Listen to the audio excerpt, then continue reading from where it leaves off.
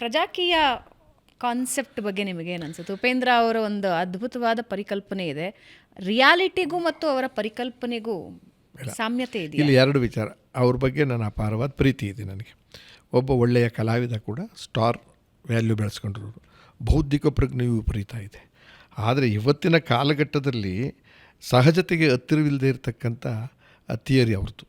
ನಾನು ಹೇಳಿ ಸಹಜತೆಗೆ ಹತ್ತಿರ ಇಲ್ಲದೆ ಇರ್ತದೆ. ಸಹಜತೆ ಅಂದರೆ ಆಗಕ್ಕಾಗದೇ ಇರ್ತಕ್ಕಂಥದ್ದು. ಅವ್ರು ಏನು ಹೇಳ್ತಾರೆ, ಒಂದು ಪೈಸನೂ ಖರ್ಚು ಮಾಡದೆ ಚುನಾವಣೆಯಲ್ಲಿ ಗೆಲ್ಲಬೇಕು. ಹೇಗೆ ಪ್ರಚಾರಕ್ಕೆ ಬಾರಪ್ಪ, ಹಂಗಾರೆ ನೀನು ದೊಡ್ಡ ನಿನ್ನಿಂದ ಓಟ್ ಬರ್ತದೆ ಅಂದರೆ ಬರಲ್ಲ, ನಾನು ನಿಮಗೆ ನೀವೇ ಬೆಳಿಬೇಕು ನನ್ನ ಹೆಸರಿನಲ್ಲಿ ಅಂತಾರೆ. ಅಂದರೆ ಯಾರು ಜನ, ಈಗ ನೀವು ಇತ್ತ ಕಡೆ ಪ್ರಬಲವಾದ 3 ಪಾರ್ಟಿ ಎದುರುಗಡೆ ನಿಂತ್ಕೋಬೇಕಾದ್ರೆ ಅವರು 30-40 ಕೋಟಿ ಖರ್ಚು ಮಾಡ್ಬೇಕಾದ್ರೆ ಪ್ರಜಾಕೀಯದಲ್ಲಿ ದುಡ್ಡಿಲ್ಲದೆ ನಿಲ್ಲಿಸ್ಬಿಟ್ಟು ಓಟ್ ಹಾಕೋರು ಯಾರು, ಕ್ಯಾನ್ವಾಸ್ ಮಾಡೋರು ಯಾರು, ಪ್ರಚಾರ ಮಾಡೋರು ಯಾರು, ಹೆಂಗೆ ತಲುಪ್ಸೋಕ್ಕೆ ಸಾಧ್ಯ ಆಗುತ್ತೆ? ಅವ್ರ ಉದ್ದೇಶ ಚೆನ್ನಾಗಿದೆ, ಆದರೆ ಅದು ಇವತ್ತಿನ ರಾಜಕಾರಣದಲ್ಲಿ ಸಾಧ್ಯ ಇಲ್ಲದೆ, ಇಂಪ್ರಾಕ್ಟಿಕಲ್ ಸಾಧ್ಯ ಇಲ್ಲ. ಅವ್ರೇನೋ ಹೇಳ್ಬೋದು, ಮಾಡಿಬಿಡ್ತೀನಿ ನಾನು, ಮಾಡಲಿ ಸಂತೋಷ, ಮಾಡೋದು ಅಚೀವ್ ಮಾಡಿಬಿಟ್ರೆ ಅದ್ಭುತ. ಅದಾಗೋದಿಲ್ಲ. ಕಾರಣ ಇದು ಉದಾಹರಣೆ ಆಗಲ್ಲ. ಯಾರು ನಿಮ್ಮ ವಿಜಯ 10-12 ವರ್ಷದಿಂದ ಸಂಘಟನೆಯನ್ನು ಕಟ್ಟಿದ್ರು, ಬೂತ್ ಮಟ್ಟದಲ್ಲಿ ಕಟ್ಟಿದ್ದಾರೆ. ಅಂದರೆ ಫ್ಯಾನ್ಸ್ ಅಂತಾನೆ ಅಂತಾರಲ್ಲ, ಫ್ಯಾನ್ಸ್ ಅಸೋಸಿಯೇಷನ್, ಅದರಲ್ಲೆಲ್ಲ ಇದ್ರ ಪ್ರಚಾರ ಮಾಡ್ಕೊಂಡು ಅವ್ರು ಕಟ್ಕೊಂಡು ಬಂದಿದ್ದಾರೆ, ಸಾಧನೆ ಮಾಡಿದ್ರು. ಅದರ ಫಲ ಇವತ್ತು ದಂಗೆ ಎದ್ದೇಳ್ತು. DMK ADMK ಎರಡೂ ಬೇಡ, ನ್ಯಾಷನಲ್ ಕಾರ್ಡ್ ಮೊದಲೇ ಬೇಡ ಅವ್ರಿಗೆ. ಹಂಗಿದ್ದಾಗ ಒಂದು ಪರ್ಯಾಯ ಹುಟ್ಟಿತು, ಮತ್ತು ಒಬ್ಬ ಕಲಾವಿದನು ಕೂಡ ಸಿಕ್ಕಿದ ಅಲ್ಲಿ. ಅವನು ಸುದ್ದಿಲಿದ್ದು ಪಟ್ ಅಂತ ಬಂತು, ಗೆದ್ದರು. ಹಾಗೇನೆ ಅಸ್ಸಾಂನಲ್ಲಿ ಒಂದು ಸತಿ ಆಯ್ತು ಗೊತ್ತೆ, ಜಿರ್ಲೆ ಅಂತ ಹೇಳಿದಾಗ ಹೇಳ್ತೀನಿ. ಅಸ್ಸಾಂನಲ್ಲಿ ಬರೀ ಲಾ ಕಾಲೇಜಿನ ವಿದ್ಯಾರ್ಥಿಗಳು ಒಂದು ಸತಿ ಹೋರಾಟ ಮಾಡಿದ್ರು, ಯುವಕರೆಲ್ಲ ಸೇರ್ಕೊಂಡು ಆ ಹಿರಿಯರ ಮೇಲೆ ಹೋರಾಟ ಮಾಡಿದ್ರು. ದಂಗೆ ಎದ್ದೇಳ್ತು ಅಸ್ಸಾಂನಲ್ಲಿ. ಅವತ್ತು ಸಡನ್ನಾಗಿ ಅಷ್ಟೂ ಜನ ಚೀಫ್ ಮಿನಿಸ್ಟರ್ ಆದಾಗ ಫಸ್ಟ್ ಟೈಮ್ ಗೆದ್ದರು. ಆ 20-22 ಜನ ಚೀಫ್ ಮಂತ್ರಿ ಆಗಿದ್ರಲ್ಲ, ಯಾರು ಮದುವೆಗಳೇ ಆಗಿರಲಿಲ್ಲ. ಅಂಥದ್ದೊಂದು ಕ್ರಾಂತಿ ಆಯಿತು. ಅದೇ ಥರದಲ್ಲಿ NT ರಾಮರಾವ್ಗಾಯಿತು, MGRಗಾಯಿತು, ಜಯಲಲಿತಾಗಾಯಿತು, ರಾಮಕೃಷ್ಣ ಹೆಗ್ಡೆಯವರು 85ರಲ್ಲಿ ಆಗಿದ್ದು. ನಾವೆಲ್ಲ ಒಂದು 25 ಜನ ಗೆದ್ದಿದ್ದು ನಮ್ಮ ಚರಿಷ್ಮೆಯಿಂದ ಅಲ್ಲ, ನಮ್ಮ ರಾಜಕೀಯ ಅನುಭವದಿಂದ ಅಲ್ಲ, ಅವ್ರ ಹೆಸರು ಮೇಲೆ ಗೆದ್ದು.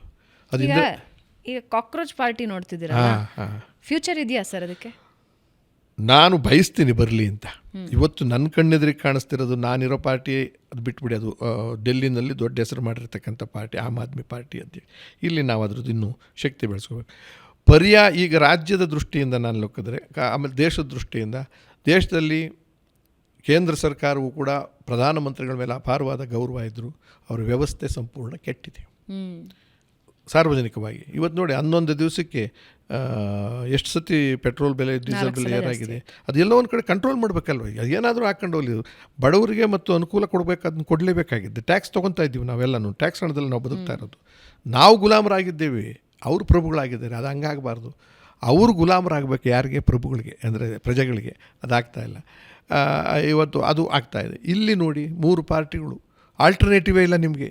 ಇವ್ರನ್ನ ಬಿಟ್ಟರೆ ಅವ್ರನ್ನ ಬಿಟ್ಟು ಅವ್ರು ಓಟ್ ಹಾಕಬೇಕು. 3 ಜನ ಎಂಥ ಸ್ಥಿತಿಲಿದ್ದಾರೆ: ಕುಟುಂಬ ರಾಜಕಾರಣ, ಆಮೇಲೆ ಕೋಮುವಾದರ ರಾಜಕಾರಣ, ಆಮೇಲೆ ಜಾತಿ ರಾಜಕಾರಣ.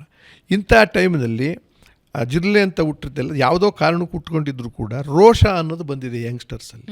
ಮತದಾರರು ಯಾರು 18 ವರ್ಷದ ಮೇಲ್ಗಡೆ ಇರ್ತಕ್ಕಂಥವ್ರಿಗೆ ನಿರುದ್ಯೋಗ, 2 ಕೋಟಿ 3 ಕೋಟಿ ಉದ್ಯೋಗ ಕೊಡ್ತೀವಿ ಅಂತ ಕೇಂದ್ರ ಸರ್ಕಾರದವರಲ್ಲಿ ಒಂದೂ ಕೊಟ್ಟಿಲ್ಲದೆ ಇದ್ದಾಗ, ಪಾಸಾಗಿ ಮನೇಲಿದ್ದಾರೆ ಅಂತಂದಾಗ ಅವ್ರು ಬದುಕಂಗಮ್ಮ. ಇಲ್ಲ ಕಳ್ಳ ಆಗಬೇಕು, ಇಲ್ಲ ದರೋಡೆ ಮಾಡಬೇಕು, ಇಲ್ಲ ಏನೋ ಒಂದು ಮಾಡಬೇಕಲ್ಲ ಬದುಕಿಗೆ ಅವನಿಗೆ. ಅಂಥ ಸ್ಥಿತಿಗೆ ನಾವು ತಂದಿಟ್ಟಿರುವಾಗ ಇಡೀ ದೇಶದಲ್ಲಿ ಅವ್ರ ದಂಗೆ ಹೇಳೋ ಲೆವೆಲ್ಗೆ ಜಿಲ್ಲೆ ಪಾರ್ಟಿ ಹುಟ್ಟಿದೆ. ಅದಕ್ಕೆ ಸರಿಯಾದ ಲೀಡರ್ಶಿಪ್ ಸಿಕ್ಕಿ ವಾತಾವರಣ ಬಂದರೆ ದೇಶದಲ್ಲಿ ಒಂದು ಪರ್ಯಾಯ ವ್ಯವಸ್ಥೆ ಆಗುತ್ತೆ, ರಾಜ್ಯದಲ್ಲೂ ಆಗುತ್ತೆ ಅಂತ ನನ್ನ ದೃಷ್ಟಿಯಲ್ಲಿ ಆಗಬೇಕು ಅಂತಲೂ ನಾನು ಹೇಳೋದು.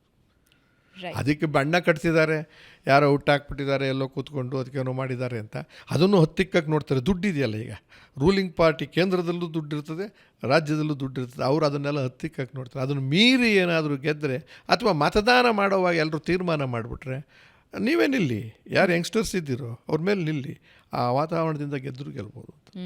ವಂಡರ್ಫುಲ್. ಈಗ ರಾಜಕಾರಣದಲ್ಲಿ ನಡೀತಾ ಇರೋದು ನಿಮಗೆ ಗೊತ್ತೇ ಇದೆ. ಹೆಂಗೆ ನೋಡ್ತೀರಿ ಇದನ್ನು? ದುರಂತ. ಆಗಬಾರ್ದಾಗಿತ್ತು. ಒಂದು ಚುನಾವಣೆ ಗೆಲ್ಲೋದು ಯಾತಕ್ಕೆ? ಯಾರೇ ಗೆಲ್ಲಿ, ಒಂದು ಪಕ್ಷ ಅಧಿಕಾರಕ್ಕೆ ಬಂದಮೇಲೆ, ಅದು ಬಹುಮತ ಪಡ್ಕೊಂಡು ಹೋಗ್ಬೇಕಾದ್ರೆ ಬಂದಮೇಲೆ 5 ವರ್ಷ ಅಧಿಕಾರ ಸುಸೂತ್ರವಾಗಿ ಮಾಡಬೇಕಾಗಿರೋ ಜವಾಬ್ದಾರಿ ಅವ್ರದ್ದು. ಮತ್ತು ಅವ್ರ ಪೂರ್ತಿ ಜವಾಬ್ದಾರಿ ಅಧಿಕಾರಕ್ಕೂ ಬಂದಾದಮೇಲೆ ಪಕ್ಷ ಮರಿಬೇಕು, ಪಕ್ಷದ ಸಿದ್ಧಾಂತ ಇಟ್ಕೊಳ್ಳಿ. ಆದರೆ ಮಾಡಬೇಕಾಗಿರೋದ ಕೆಲಸ ಎಲ್ಲ ಪಕ್ಷದವ್ರಿಗೂ ಕೂಡ ಸೇವೆ ಮಾಡಬೇಕಾಗಿರೋದು. ಊರಲ್ಲೂ ಕೂಡ ರಸ್ತೆ ಮಾಡಬೇಕಾದ್ರೆ BJP ಜನತಾದಳ ಅಂತ ಮಾಡೋಕ್ಕಾಗುತ್ತಾ, ಬಾವಿ ತೋಡೋಕ್ಕೆ ಅಥವಾ ಅದು ಮಾಡಬೇಕು, ಅದು ಮಾಡ್ತಾರೆ. ದ್ವೇಷ ರಾಜಕಾರಣ ಶುರುವಾಗೋಯ್ತು ಒಂದು. ಆಮೇಲೆ ಗುಂಪು ರಾಜಕಾರಣ ಒಂದು, ಕಾಂಗ್ರೆಸ್ನವರಿಗೆ ವಿರೋಧ ಇರೋದು BJP ಮತ್ತು JDS ಮತ್ತು ಸಣ್ಣ ಸಣ್ಣ ಹೋರಾಟ ಮಾಡೋರು. ಅವರಲ್ಲೇ ಅದಕ್ಕಿಂತ ಜೋರಾದ ಹೋರಾಟ ಮಾಡ್ಕೊಂಡು ಕೂತ್ಕೊಳ್ಳೋ ಸ್ಥಿತಿಗೆ ಬಂದುಬಿಟ್ರೆ ಅಭಿವೃದ್ಧಿ ಏನು ಮಾಡ್ತೀರಾ ನೀವು?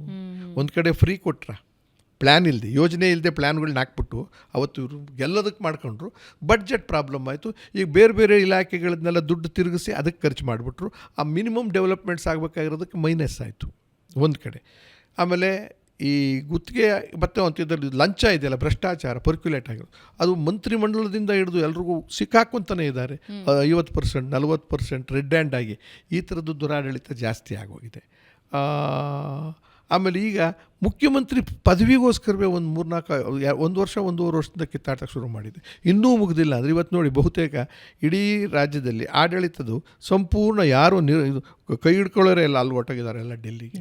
ಇಲ್ಲಿ ಅಧಿಕಾರಿಗಳಿಗೆ ಬಿಟ್ಟುಬಿಡ್ತಾರೆ. ಅಧಿಕಾರಿಗಳು ಮೊದಲೇನೇ ಕರಪ್ಷನ್ನಲ್ಲಿ ಭಾಳ ದೊಡ್ಡ ಹೆಸರು ಮಾಡಿಬಿಟ್ಟಿದ್ದಾರೆ. ಇಂಥದ್ದಕ್ಕೆ ಅಂದರೆ ಎಲ್ಲೋ ಬಿಡುಬೀಸಾಗಿ ಒಂದು ರಾಜ್ಯವನ್ನು ಒಂಥರ ಅರಾಜಕತೆಗೆ ತಂದಿಟ್ಟಿದ್ದಾರೆ. ಹಾಗಾಗಿ ಡ್ಯೂ ರೆಸ್ಪೆಕ್ಟ್, ಮುಖ್ಯಮಂತ್ರಿಗಳ ಬಗ್ಗೆ ಅಪಾರವಾದ ಗೌರವ ಇದೆ, DCM ಬಗ್ಗೆ ಗೌರವ ಇದೆ. ಯಾರಾದರೂ ಆಗಿ ನೀವಿಬ್ಬರು ರಾಜಿ ಹಾಕಂತೀರ, ಒಂದು ಸುಸೂತ್ರವಾದ ಒಂದು ಗಟ್ಟಿಯಾದ ಸರ್ಕಾರ ಕೊಡಿ. ಕೊನೆಗೆ ಅಂತಿಮವಾಗಿ ಈಚೆಗಡೆ ನಾವಿಬ್ಬರು ಒಂದು ಅಂತಾರೆ, ಟೀಮ್ ಮಾಡ್ಕೊಂಡು ಅಲ್ಲೋಗಿ ಒತ್ತಡ, ಇವ್ರಿಗೆ ಒತ್ತಡ, ಅವ್ರಿಗೆ ಒತ್ತಡ, ಇವ್ರಿಗೆ ಒತ್ತಡ ತರೋದು ಅಂತಂದರೆ ಕೊನೆಗೆಲ್ಲೋ ಒಂದು ಕಡೆ ನಮ್ಗೆ ಗುಮಾನಿ ಬರೋದು, ಯಾರು ಹೆಚ್ಚಿಗೆ ಹಣ ಕೊಟ್ಟರು ಅವ್ರ ಕಡೆ ಆಯಿತು ಅಂತ ಕಾಣಿಸುತ್ತೆ ಅನ್ನೋ ಅನುಮಾನ ಬರುತ್ತಿದ್ರಲ್ಲಿ. ಇದು ನಡೆದೋಗ್ತಾ ಇದೆಯಲ್ಲ ಎಲ್ಲ ಕಡೆಯಿಂದಲೂ. ಅವ್ರನ್ನ ಕರ್ಕೊಂಡೋದ್ರಿ ಅಲ್ಲಿ ರೆಸಾರ್ಟ್ನಲ್ಲಿ ಸೇರಿಸ್ಕೊಂಡು ಪಕ್ಷ ಉರುಳಿಸೋದು, ಈ ಪಕ್ಷ ಉರುಳಿಸೋದು, ಇದೆಲ್ಲ ಆಗ್ತಿಲ್ಲ. ಇವತ್ತು ಮುಖ್ಯಮಂತ್ರಿನೇ ಉರುಳ್ಸೋಕೆ ಏನೇನು ನಡೀತಾ ಇದೆಯೋ, ಮುಖ್ಯಮಂತ್ರಿ ಉಳ್ಕೊಳ್ಳೋಕೆ ಏನೇನು ನಡೀತಾ ಇದೆಯೋ ಬರೀಗೂ ಗೊತ್ತಿಲ್ಲ. ಆ್ಯಂಡ್ ಯಾರು ಏನೇ ಅಧಿಕಾರ ಬದಲಾದರೂ ನಮ್ಮ ಮುಖ್ಯಮಂತ್ರಿಗಳು ಮಾತ್ರ ಯಾವಾಗಲೂ ಬದಲಾಗೋದಿಲ್ಲ. 14 ಜನ ಮುಖ್ಯಮಂತ್ರಿ ಜೊತೆ ಕೆಲಸ ಮಾಡಿದ್ದೀನಿ ನಾನು ಮಾತಾಗಿಂದ. ಅಪಾಯವೂ ಇಲ್ಲ, ಉಪಯೋಗವೂ ಇಲ್ಲ. ಉಪಯೋಗ ಖಂಡಿತ ಇದೆ ಸರ್. ಓಕೆ, ಫೈನಲಿ ಕಾರ್ಯಕ್ರಮದ ಅಂತಿಮ ಘಟ್ಟಕ್ಕೆ ಬಂದಿದ್ದೀನಿ. ಸಾಮಾನ್ಯವಾಗಿ ನಾನು ಅತಿಥಿಗಳನ್ನು ಕೇಳೋ ಪ್ರಶ್ನೆನೇ ಕೇಳಿಬಿಡ್ತೀನಿ. ಜೀವನದ ಪಂಚಸೂತ್ರಗಳೇನು? ಪಂಚಸೂತ್ರಗಳು ಪಂಚ ಅಂತಂದ್ರೆ ಗೊತ್ತಿಲ್ಲ.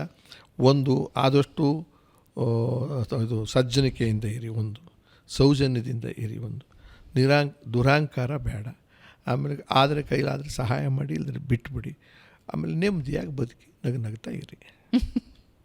Thank you sir. ಅಂದರೆ ನಿಮ್ಮನ್ನು ಆಗೋವರೆಗೆ ಜನರಿಗೆ ನಿಮ್ಮ ಜೀವನದಲ್ಲಿ ನೀವು ಎದುರಿಸಿದ ಘಟನೆಗಳು ಯಾವುದು ನೆನಪಿಗಿರೋದಿಲ್ಲ. ನಿಮ್ಮ ಡೈಲಾಗ್ಸ್ ನೆನಪಿರುತ್ತೆ, ನಿಮ್ಮ ನಗುಮುಖ ಅಷ್ಟೇ ನೆನಪಿರುತ್ತೆ. ಆದರೆ ಜೀವನದಲ್ಲಿ ಪೆಟ್ಟು ಬಿದ್ದ ಪ್ರತಿ ಕ್ಷಣ ಕೂಡ ನೀವು ಮತ್ತೆ ಎದ್ದು ನಿಂತು ಜೀವನನ ಹಾಗೇ ಸವಿತಾ ಇದ್ದೀರಾ ಅನ್ನೋದು ಖುಷಿಯಾಗಿ ನಿಮ್ಮನ್ನು ನೋಡಿದಾಗ ಅರ್ಥ ಆಗುತ್ತೆ. ಐ ಥಿಂಕ್ ಸಣ್ಣ ಪುಟ್ಟ ಸಮಸ್ಯೆಗಳನ್ನು ಬೆಟ್ಟ ಥರ ಹೊತ್ಕೊಂಡು ಹೋಗ್ತಾ ಇರೋರಿಗೆ ನಿಮ್ಮ ಜೀವನ ಒಂದು ದೊಡ್ಡ ಮಾರ್ಗದರ್ಶನ ಆಗುತ್ತೆ. ಬರಲಿ. ಆಮೇಲೆ ನೀವು ಒತ್ಕೊಳ್ಳದೆ ಆಗೋದು ಹಾಗೆ ಆಗುತ್ತೆ. ಒಂದು ತಿಳ್ಕೊಬೇಕಾಗಿರೋದು, ಎಡವಬೇಡ್ದು ಮನುಷ್ಯ, ಆದರೆ ಎಡವುದಲ್ಲೇ ಎಡವುದ್ರೆ ಏನು ಅನ್ಬೇಕಾಗತ್ತೆ ನಿಮ್ಮನ್ನು. ಹಾಗೆ ಮಾಡ್ಕೊಬೇಡಿ. ಮನುಷ್ಯ ಎಡಬೋದು ಅಥವಾ ಕಾಯಿಲೆ ಬರೋದು ಮತ್ತೊಂದಾಗುತ್ತೆ, ಮತ್ತು ಅದೇ ರಿಪೀಟ್ ಮಾಡ್ಕೊಳಕ್ಕೆ ಹೋಗ್ಬಿಡಿ. ಅದು ಬದಲಾಯಿಸ್ಕೊಂಡು ದಾರಿ ತಪ್ಕೊಂಡು ಹಾಗೆ ಕೆಲಸನೂ ಅಷ್ಟೇ. ಇಲ್ಲಿ ಸಕ್ಸಸ್ ಆಗಲಿಲ್ವಾನು, ಇನ್ನೊಬ್ಬರನ್ನ ಇನ್ನೊಂದಕ್ಕೆ ಹೋಗಿ ಎಲ್ಲೋ ಒಂದು ಕಡೆ ಭಗವಂತ ಕೊಟ್ಟೇ ಇರ್ತಾನೆ ನಮಗೆ ನಮ್ಮ ಜೀವನನ. ಬಟ್ ಅದು ವ್ಯತ್ಯಾಸ ಆಗದೆ ಅಂತ ತಿಳ್ಕೊಬೇಡಿ. ನಾನು ಇದರಲ್ಲೇ ಸಂತೋಷ ಕಾಣ್ಬೋದಲ್ಲ. ಈಗ ನಾನು ಉಪ್ಪಿಟ್ಟು ತಿನ್ನುವಾಗ ಉಪ್ಪಿಟ್ಟನ್ನ ಆನಂದವಾಗಿ ತಿನ್ನಿ, ದೋಸೆ ಸಿಕ್ಕಲಿಲ್ಲ ಅನ್ನೋ ಒದ್ದಾಡೋದು ಬೇಕಾಗಿಲ್ಲಪ್ಪ, ಇದನ್ನೇ ಅದ್ಭುತ ಅಂತ ತಿನ್ನಿ. ಕಾಯಿಲೆ ಬಂದುಬಿಟ್ಟಾದ್ಮೇಲೆ ಅವು ಯಾವ ತಿನ್ನಂಗೆ ಅಲ್ವಲ್ಲ, ಅವಾಗೇನು ಮಾಡ್ತೀರಿ ನೀವು? Thank you so much sir, Bengaluru ಬಸ್ಸಿಗೆ ಬಂದಿದ್ದಕ್ಕೆ. ನಿಮ್ಮಿಂದ ಬಹಳಷ್ಟು ಜನ ಏನೋ ಒಂದು ದುಃಖದಲ್ಲಿರ್ತಾರೆ. ಬಹುಶಃ ನಿಮ್ಮ ಪಾಡ್ಕಾಸ್ಟ್ ನೋಡಿದ ತಕ್ಷಣ ಅಯ್ಯೋ ಸರ್, ಅಷ್ಟು ಮುಖ್ಯಮಂತ್ರಿ ಚಂದ್ರು ಅವರು ಅಷ್ಟು ಅನುಭವಿಸಿ ಜೀವನದಲ್ಲಿ ಇಷ್ಟು ಉತ್ಸಾಹದಿಂದ ಇರಬೇಕಾದ್ರೆ ನಾವ್ಯಾಕಿರಬಾರ್ದು ಅಂತ ಖಂಡಿತ ಜೀವನ. ಯಾರು ನಿರುತ್ಸಾಹ, ಇದು ಒಂಥರ ಎಂಥದ್ದು ಉತ್ಸಾಹ ಕಳ್ಕೊಬೇಡಿ. ಜೀವನದಲ್ಲಿ ಉತ್ಸಾಹ ಇಟ್ಕೊಂಡು ಬೆಳೀರಿ. ಮತ್ತು ಆಗುತ್ತೆ, ಒಳ್ಳೇದಾಗುತ್ತೆ, ಕೆಟ್ಟದ್ದು ಆಗುತ್ತೆ, ಒಳ್ಳೇದು ಆಗುತ್ತೆ, ಒಟ್ಟೊಟ್ಟಿಗೆ ಸ್ವಲ್ಪ ಜಾಸ್ತಿ, ಕೆಲವ್ರಿಗೆ ಕಡಿಮೆ ಆಗುತ್ತೆ. ಅದು ಅವರ ಹಣೆ ಬರ. ಆದರೆ ಅದನ್ನು ಆನಂದ ಪಡಿ ಅಂತ ಕೇಳ್ತೀನಿ. Thank you sir, thank you.